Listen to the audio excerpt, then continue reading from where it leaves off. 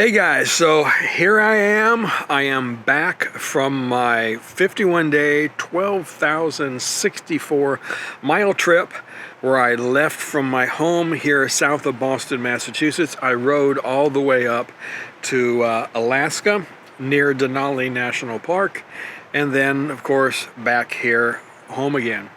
And with the exception of a few days where I rode with my buddy Todd at the beginning of the trip, well, I did most of this alone, or solo.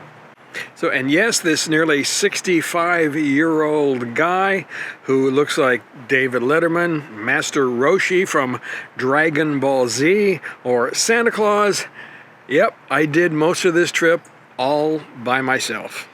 So as you know, along the way, I posted these little daily updates using shorts.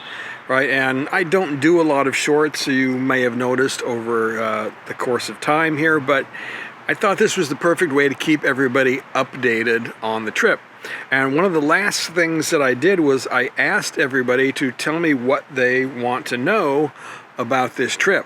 And I got a lot of responses that wanted to know how I did, both physically, but also mentally. Was there any mental or physical preparation for this trip? And how did I deal with being alone for so long? So I thought those were good questions. So I've got a list of them here. So let's sit down, have a little conversation, and go through them. So let's start off talking about the difference between traveling alone and traveling with friends. And I know that for a lot of YouTube influencers out there, they make a big deal about traveling solo, especially solo female riders. I guess this is supposed to make it sound more dangerous or something, and maybe garner a few more views from people. But to be honest with you, for me, traveling solo is not that big a deal. I mean, yes, there are differences from traveling with friends, and of course, we'll get into a few of those here. The primary reason that I went solo on this trip was because none of my other friends wanted to go. I asked a few if they were interested, but again, they all had other plans, so I wasn't going to let that stop me. I decided I was going to climb on the bike and do it myself. But if I'm honest with you, that's kind of the way that I wanted it. I wanted, as I'm turning 65 years old here, I guess I still wanted to prove to myself that I could go out there and do a trip like this alone. You know, I've done a lot of trips, 2 weeks, 3 weeks, those kinds of things. I spent a good amount of time, in 2022, after Kevin had to go home. I spent a couple of weeks by myself on that trip. So it's not something I haven't done before, but I've never done anything this kind of length before. So since I never know if this is going to be the last one of these big trips, I wanted to kind of prove to myself that I could still do it.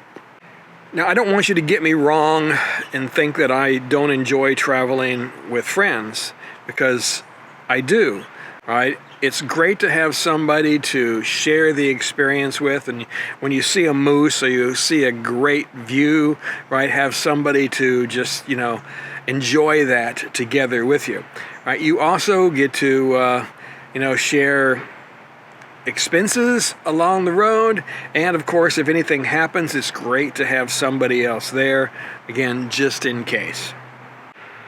The one thing, though, about traveling with friends is that even if you are really good friends and you ride great together, there always is some kind of coordination that needs to take place, right? And that's just simple things like, when do you want to get up in the morning? How far do you want to ride?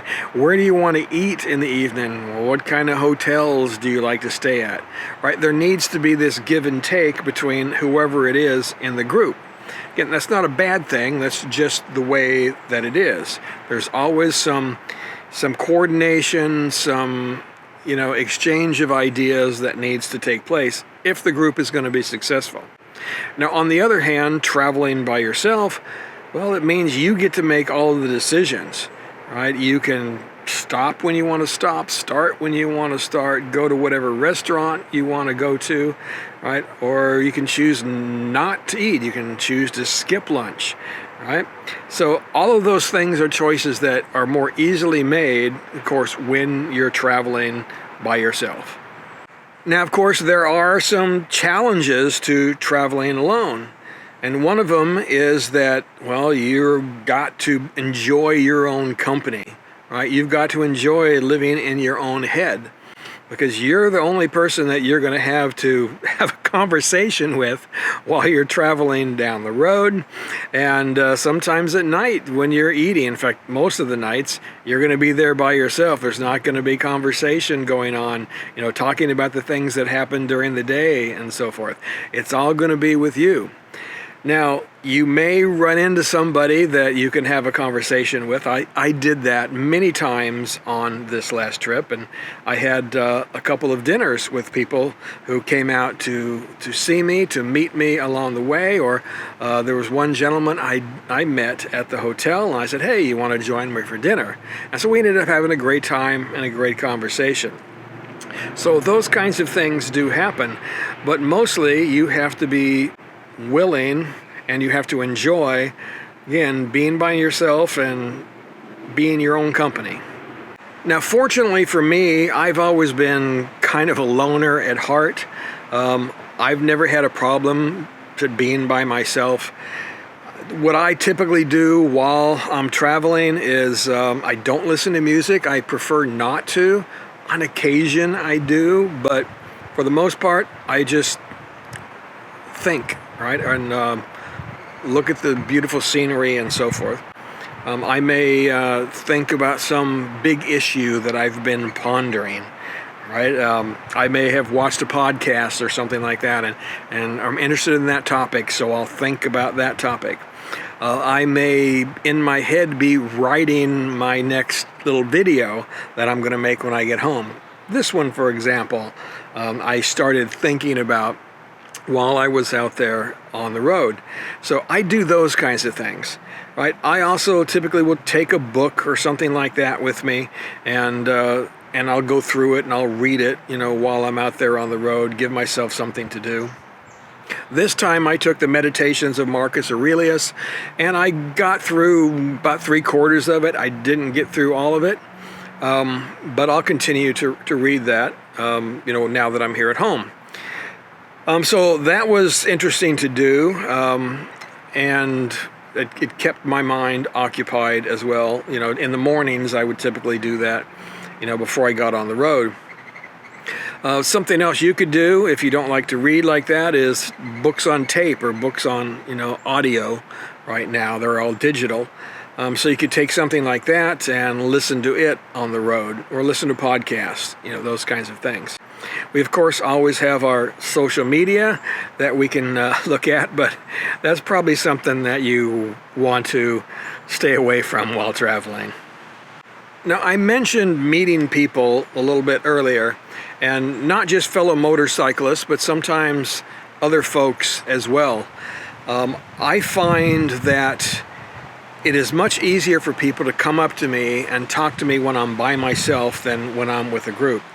And I know that it's probably true for me as well. If I see a big group, sometimes I'll just kind of shy away from them. Whereas if it's just one person, I can go up and strike up a conversation more easily. And I think it's that way for most people. So when I'm by myself, people see me, they see this guy with a white beard, and they want to know what I'm doing, where I'm from, where I'm going, how long I've been out, and they're always amazed that I'm out by myself traveling up to Alaska and back. Right, so that was the impotence of a lot of good conversations with various people. Most of them were other travelers, mostly they're in a car, something like that. I'm at a hotel, and they come up to me and we strike up a conversation that way. And for me, that's always fun and interesting. I know I've seen a lot of people who take offense to that or get irritated by that, and people ask them the same question. They think that asking them where you're going and all of that kind of thing is an intrusion, but I think, well, I can understand in some cases if you get some creepy person doing it, but for the most part, it's just people who are really interested in what you're doing, right? And it's not a problem. It's actually enjoyable to sit down there and talk motorcycles and talk travel. All right, so the last thing about riding alone, let's talk about planning a little bit, because at least for me, planning is a big deal, and staying safe and being healthy while I'm out there traveling. Because if I sit down and I plan out my days and I give myself reasonable miles that I want to accomplish, and again, typically it's around that 200 to 300 mile mark. I'll go over to 400 on occasion and sometimes more. But that'll depend upon the circumstances. Mostly I want to stay around that 300 mile range. And I do that because it allows me to get up, at a reasonable time. Typically I get on the road about 8 or 8:30, and then I get in at, say, around 3 o'clock or so. Again, and I know for a lot of you that's going to be early, but for me, right, it allows me the flexibility to stop and see something if I want to. It allows me just to stop more and take more breaks, along the way. And when I get in, right, then I am not rushed to get out and find dinner, and then so I can go to bed and get up and do it again. Right? I saw a lot of people while I was traveling, both in cars and on motorcycles, who would come in at 8 or even 9 o'clock at night, and I'm like, man, I can't believe they're out there doing this. Why do people continue to ride that late into the evening? But they do. I realize some people like to just get up and travel as far as they can until they feel tired. But for me, I really do not want to get to that point where I am tired, right? I want to stay fresh, right? And that is going to keep me from making mistakes, right? I'm out here by myself, so I don't want to make mistakes. So again, I try to plan those routes so that, again, everything keeps me nice and relaxed, again, and fresh. So another question I got was, do I do any special mental or physical preparation before going on the trip? And I thought about it, and really the answer is no. I try to stay in reasonable shape. Everybody knows, if they watch the channel, that I go to the gym on a regular basis. I can, of course, stand to lose a few pounds, like everybody, but I try to keep myself, strong, right, and have good stamina, right, as well. So when I left for this trip, I already knew that I had been doing that and that I was in good physical shape to make this ride. As far as the mental preparation goes, I don't do anything specific for the trip other than planning, right? And as we talked just a few minutes ago, I plan out each individual day, how far I want to go. I take a look at where I'm going to start, again, where I want to stop. I research the hotels that are there. I make sure that there's some kind of restaurant that I want to go to within walking distance. Again, and I do all of these things, again, at home and during my planning process. And this gets me kind of prepared for the ride, right? It allows me to mentally go through not only the entire trip in general, but each day of the trip and figure out what it's going to be like. Within reason. I never know exactly what's going to happen, when I'm out there on the road, but I do know where I'm going to start, where I'm going to stop. I know if there's some things that I want to see, I've marked those out along the way. So doing all of that, again, gets me prepared. I know what to expect, right? And again, I know some people don't like that. They would rather there be a surprise around every corner. Again, I'm not that kind of person, right? I like to create the trips that I want to have I don't want to let fate, right, handle it, right? Again, I want to be in control. Again, am I a control freak? Am I a little anal about that? Yeah, probably. I'll admit that, right? But for me, that is really the great preparation for going out there and riding, especially when I'm going to be by myself. Let me finish off this topic, I guess, by saying this, and that I understand that for many people, they like motorcycling to be about, a challenge, right? They literally are kind of looking for that stress in the situation. Again, and that's cool. I understand that. For me, I kind of have given that up. Right? I've been through that stuff, when I was younger. Now that I'm older, that's just not really what I'm looking for. For me, riding by myself for 51 days over the course of 12,000 plus miles, that's a pretty big challenge, right?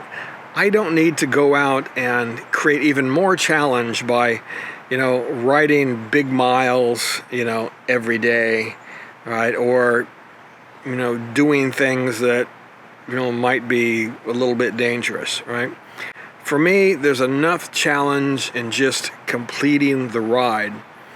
And also, for me, right, I've gotten to the point where I'm looking for finding beautiful things to see, experiencing great roads, the feeling of riding, on the road, meeting the people that I meet along the way, right? Those are the things that I'm really interested in.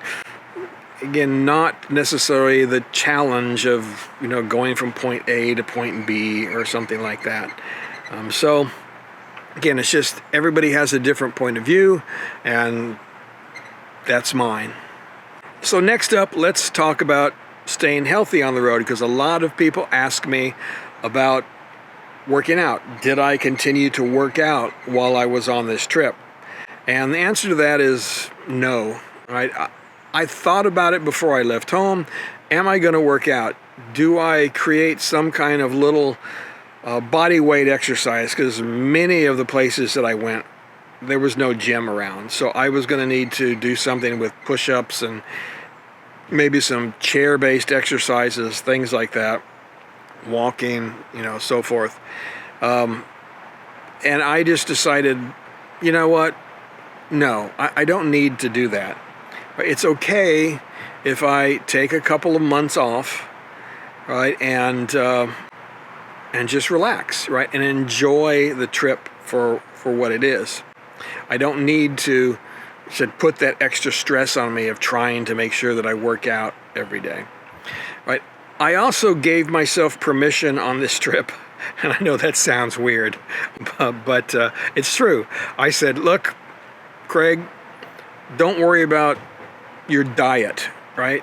Go out there and enjoy the ride, eat what you want, right? If you're in a place and they don't have a meal that fits your normal diet, that's fine, okay?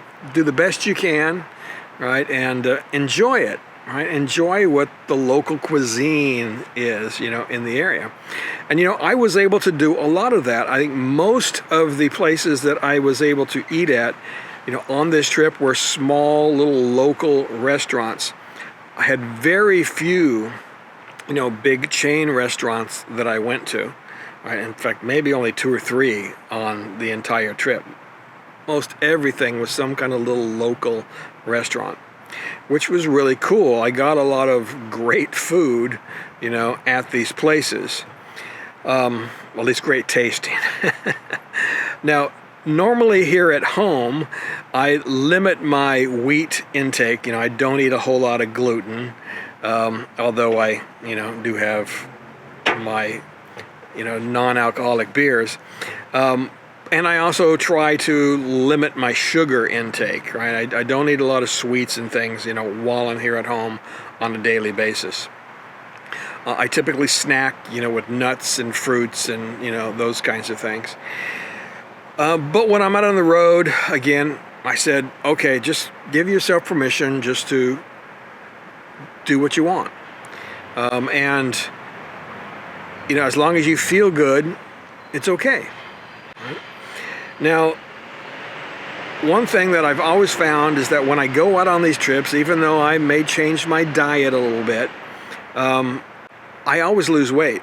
Right? I mean, motorcycle riding, right, does burn some calories, right? It burns a couple hundred calories an hour over your basal metabolic rate. And also, I don't eat nearly as much when I'm out riding. Typically, I will eat, you know, a couple of times a day, 2 to 3 times a day here, but I'll also have some snacks in between, right? Again, those nuts and things. But when I'm out on the road, I typically only eat twice. My typical patterns, I have 2 of them basically, is I will get up in the morning, have a small breakfast, and then I'll ride all day. I may stop and have a little bit of a snack, you know, some jerky, some granola, some, you know, trail mix, something like that. And then I'll have a big meal at the end of the day. Or what I did a lot on this trip is I just got up in the morning and I had some coffee. I didn't have anything for breakfast. And then I would ride till 10 o'clock. And then I would find a little local diner somewhere. I would stop. I would get myself a breakfast or a brunch, you know, and then I would not eat anything until the evening meal. All right, and that worked out really well for me, and it allowed me to lose a little bit of weight. I started off this trip around 215 pounds, and I came back at 210 pounds. Now, we'll see if I can keep it off for very long. I hope I can, but again, that's always a challenge. Now, of course, another big thing about staying healthy is staying hydrated. You've seen I've made several videos over the years about staying hydrated.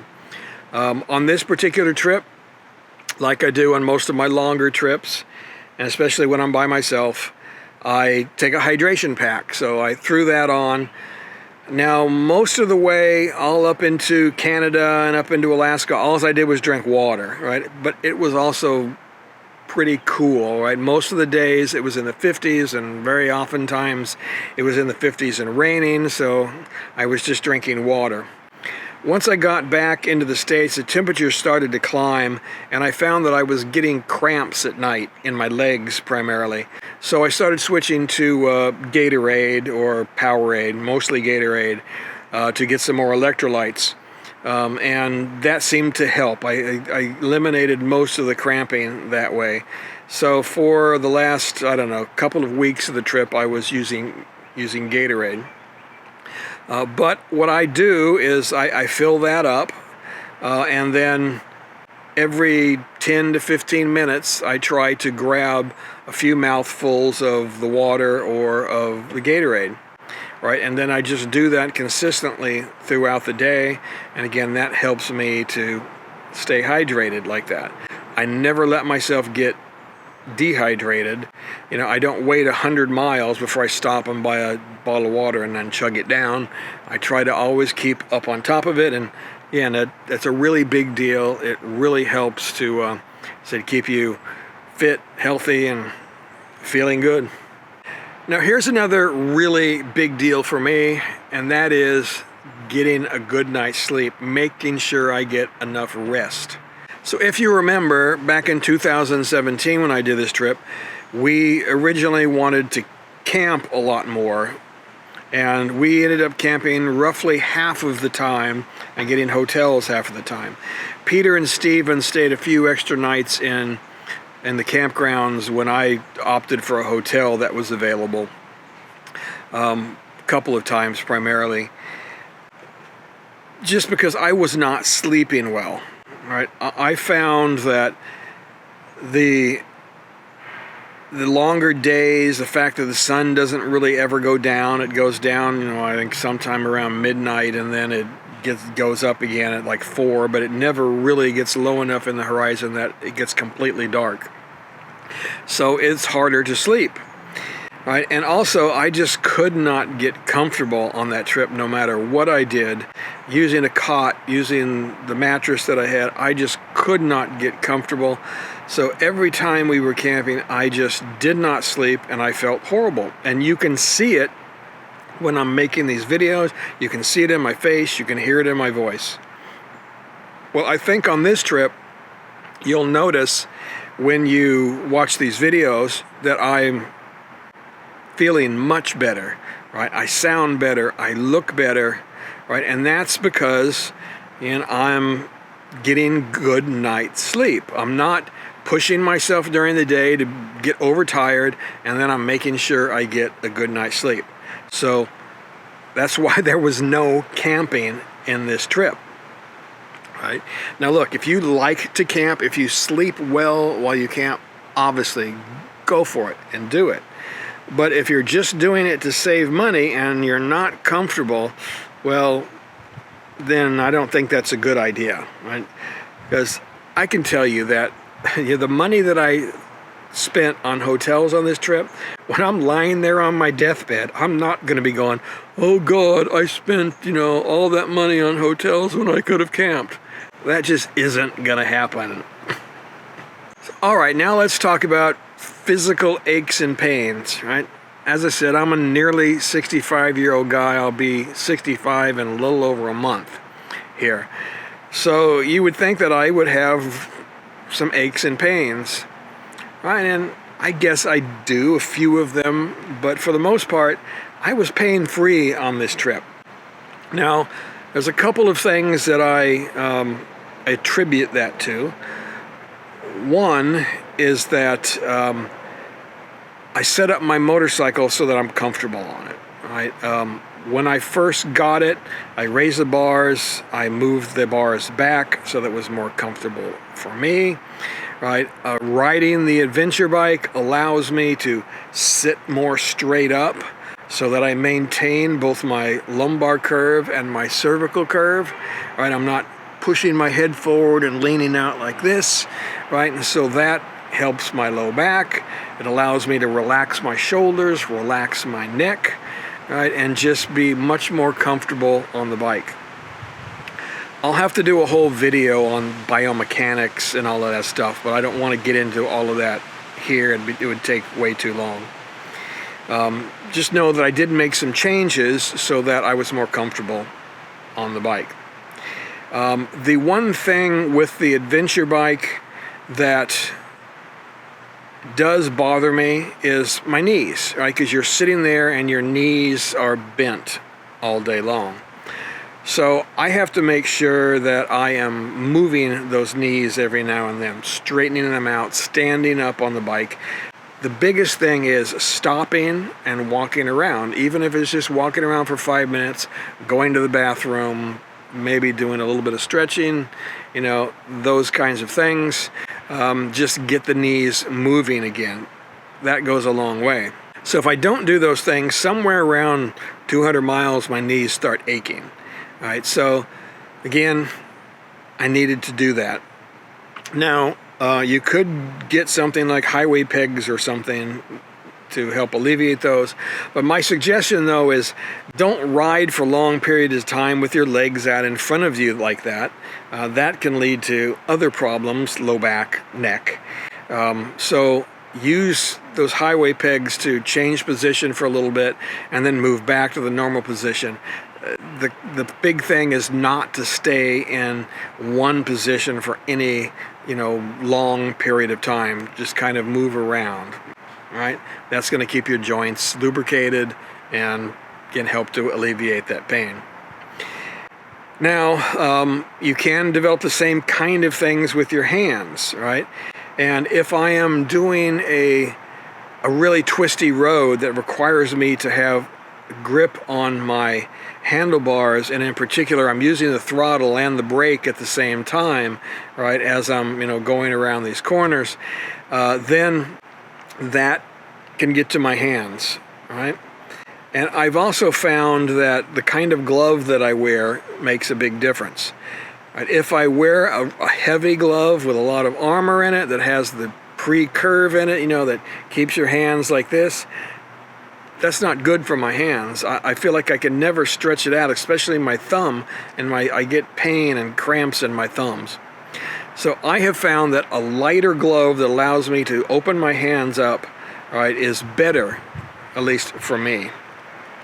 I got those AEROSTICH deerskin gloves while I was in Duluth, and I tell you, I love those things. Right, they are just so comfortable, and they allow me to move my hands around, right, and again stretch them out, while I'm riding. Right, so I'm a believer, right, in those gloves now.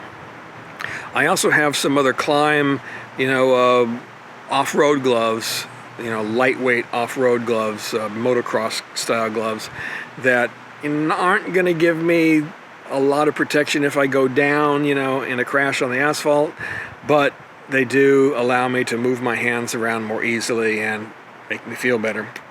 So it's a trade-off, right? I can be protected from a crash that hasn't happened in 19 years of me returning to riding, or I can wear a glove that's going to allow me to keep my hands comfortable.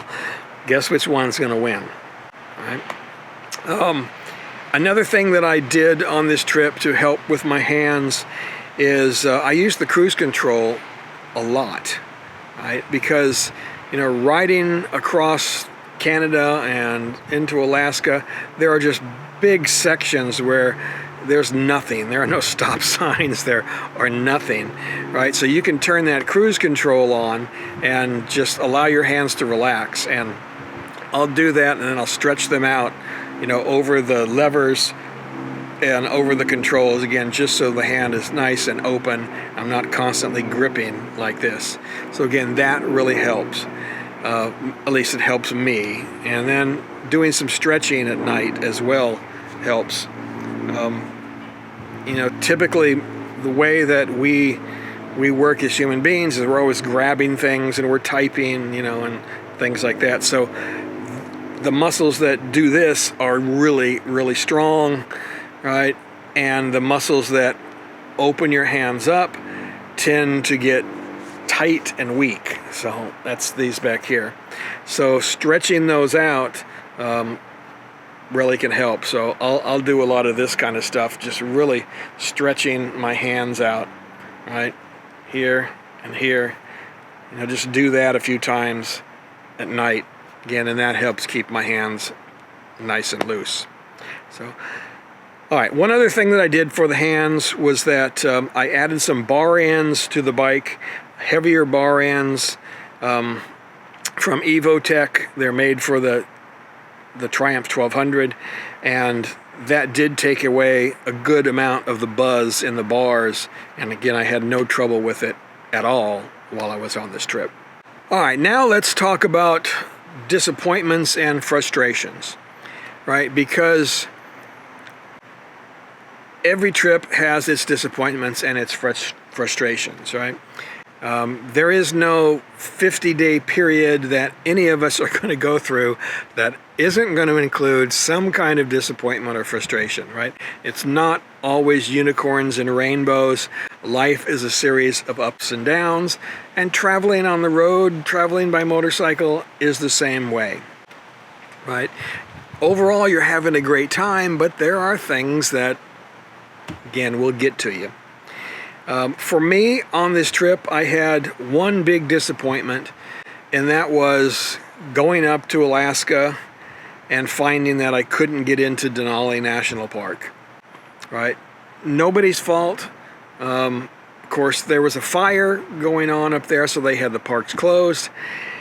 And I ran all the way up there, and I didn't get to do one of the big things that I had planned to do on this trip. I mean, that's one of the primary reasons I was going back to Alaska, because I wanted to go into Denali, right? I had never been there. I wanted to see it. Now, honestly, in looking at it now, it might have been a good thing that I couldn't go in on that particular day, because it was raining, it was cold. I wouldn't have been able to see Denali at all. It's hard to see anyway on a sunny day. There's usually clouds covering part of it. But there wouldn't have been any chance that I would have seen any bit of it on this particular day. So it may be a good thing that I didn't get to go in. but still at the time it was disheartening. I talked to my wife about it, and she even said, well, why the hell did you go up there? I mean, and what can I say, you know? I rode a long way, and I didn't get to do one of the primary things that I wanted to do. But, oh well. So, it did make me feel that way for a little bit, but then I decided that I needed to change things up. Right? I had originally planned to go back after going to Denali, right up the top of the World Highway, go to Chicken, go over to Dawson City, and then ride back down through the Yukon, you know, into BC. But there was also a fire going on up there on the border of the Yukon and BC, coming back from Dawson City. And I had been hearing different things, right? You checked Yukon 511 about the roads, and you found out that they were letting people through, but there was a pace car, right? So it was a 34-mile section, so they were letting people through one way and then the other way. So there was at least a 34-minute wait as people got through, probably a little bit longer. Since you were only going 30 miles an hour, so probably more like an hour wait at least. And I had heard some horror stories from a couple of other people along the way that they knew people who got stuck up there for 9 hours because the wind shifted and, you know, they couldn't get people through. So I figured, well, you know, do I want to go and deal with that? You know, for a place that honestly I had already seen. And I think that was the biggest thing. I've already been there. You know, I'm going there because I was kind of retracing our steps, you know, from when Peter and Stephen were with me. But after not being able to go to Denali, I was thinking, you know, I really need to do something new. I need to go somewhere that I haven't been. So I decided to cancel my reservation in Dawson City, and then call up the hotel in Whitehorse and extend my stay by 1 day. I had already planned on going to Whitehorse, spending 2 nights there as a day off the bike.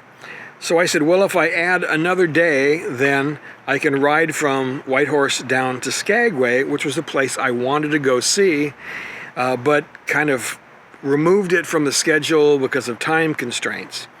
So it seemed to me that this was a good idea to go and do this. So that's exactly what I did. I went there and I took the day and I rode to Skagway. And let me tell you, it was a beautiful, warm day, especially compared to what I'd been going through further up north. And the ride into Skagway is spectacular. Just the scenery is amazing. So it really just revitalized me, right? It made me feel so much better, right, about the trip. Because, again, I had a nice, bright, sunny day, something that I hadn't seen in quite a while. And I got to see something new and something spectacular. So that was the right choice to make in that particular case. All right, now let's move on to some frustrations, right? That was a disappointment, but there also are some frustrations, and usually the frustrations are minor things, right? For me, one of the biggest things is usually centers around packing, right? Or that is packing, unpacking, packing, unpacking. You do that over and over and over again when you're on this kind of trip, right?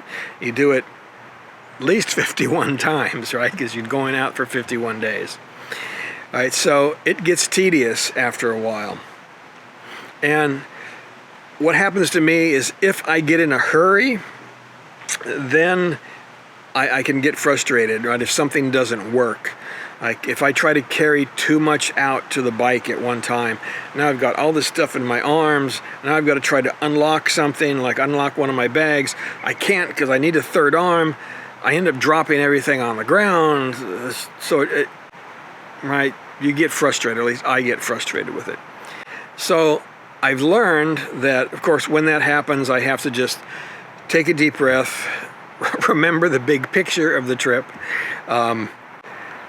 but also just slow down, right? I found the thing that worked best for me, right, was to get in a routine every day. And what I do is I get up and I make my bed up, at least throw the sheets up, and then I start putting everything that I'm going to pack on the bed, and I make piles, right? I have 3 bags that I need to pack, 2 side cases and a top case. So I make 3 piles, right? Clothes goes in 1 bag. I've got my little computer and some other electronics and my personal care items, they go on the other side, and then I've got some things that go up in the top case. So I will literally make 3 trips out to the bike, right?